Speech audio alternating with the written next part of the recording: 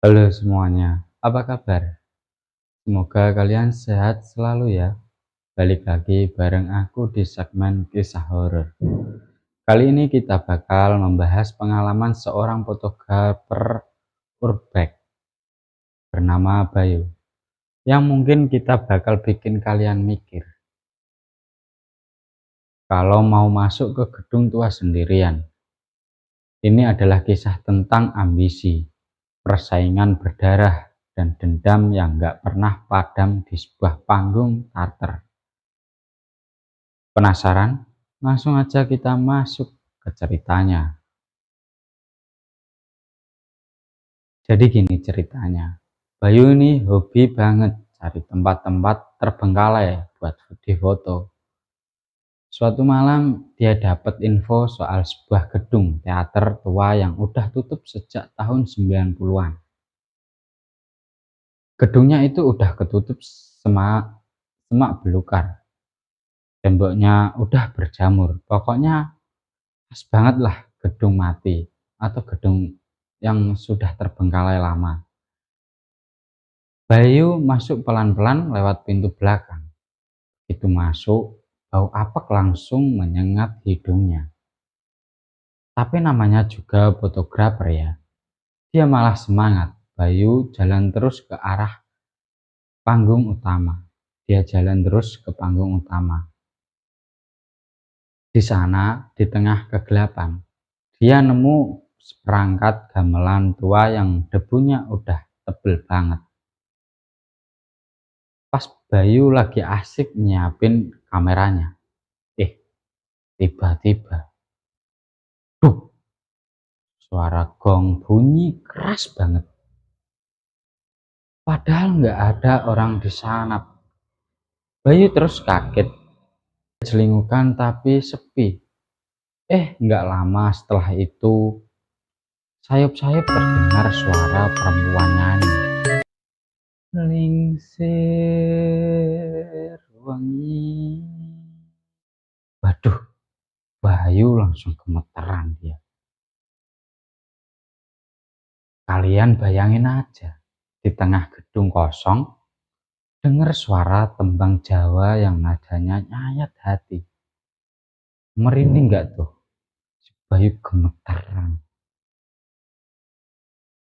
Bayu langsung rasa ada yang nggak beres nih. Dia mutusin buat cabut. Tapi anehnya, kakinya kaku banget, kayak dipaku ke lantai. Di saat itulah, kabut tipis mulai muncul di atas panggung. Kabut itu muncul ya guys. Muncul di atas panggung. Dari balik tirai merah yang udah robek-robek, muncul seseorang perempuan pakai kemben tradisional. Walah, Bayu langsung kaget ya. Tapi ini bukan penari biasa.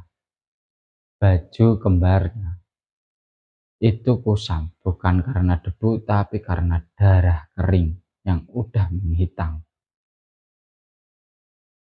Gerakannya itu aneh, patah-patah kayak robot rusak, dibarengi suara krek, krek, bunyi tulang berterata. Seolah-olah seluruh badannya itu pernah remuk total. Aura di sana langsung berubah jadi dingin, yang nusuk sampai ke tulang-tulang. Bau apek tadi berubah jadi bau amis dan segar, yang menyengat banget. Bayu mencoba mundur pelan-pelan sampai punggungnya mentok ke dinding.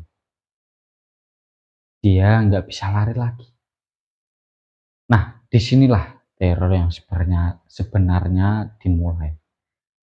Penari itu pelan-pelan muter badannya ke arah Bayu. Dan pas Bayu lihat wajahnya, astagfirullahaladzim. Wajahnya itu rata, nggak ada hidung, hancur lebur kayak habis dihantam benda tumpul berkali-kali. Matanya cuma 2 lubang, hitam yang terus mengalirkan darah segar. Terus sosok itu ngomong, Suaranya itu gema berat dan serem banget. Mau nonton atau mau ikutan menari? Belum sempat Bayu jawab, tiba-tiba plok, kepala penari itu copot dari lehernya. Badannya tetap di panggung, nari dengan liar, tapi kepalanya melayang terbang ke arah Bayu. Rambutnya yang panjang melilit leher Bayu kayak ular. Kenceng banget. Bayu menganggap bau amis darahnya makin kuat. Dalam kondisi hidup dan mati, Bayu refleks menghantam kamera beratnya ke kepala itu sampai jeratannya lepas. Bayu langsung lari tunggang-langgang, nggak pakai nengok ke belakang. Pas sudah dekat pintu keluar, dia kesandung sepatu. Pas dia lihat itu adalah bingkai kleping koran lama dari tahun 90-an yang udah pecah kacanya. Ternyata arwah yang ditemukan Bayu adalah sang primadona yang dikhianati temannya sendiri. Dia dibunuh pakai palu gamelan buat dijadiin tumbal pesugihan teater supaya penetasan mereka selalu ramai. Kepalanya sengaja dikubur terpisah di bawah panggung supaya arwahnya nggak bisa utuh. Dan malam itu, arwah sang penari bukan mau pamer kebolehan, tapi dia mengambil kepala Bayu buat gantiin kepalanya yang hilang. Bayu berhasil selamat, tapi sejak saat itu, dia nggak pernah berani lagi namanya urbek ke gedung tua. Apalagi kalau dengar suara gamelan, dia sangat takut, guys.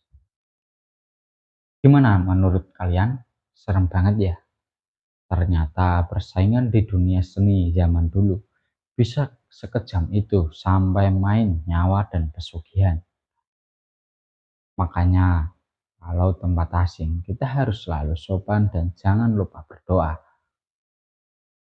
Oke, segitu dulu cerita buat hari ini. Jangan lupa like, komen, dan subscribe ya. Kalau kalian suka ceritanya, aku titik nol malam. Sampai jumpa di kisah horor berikutnya.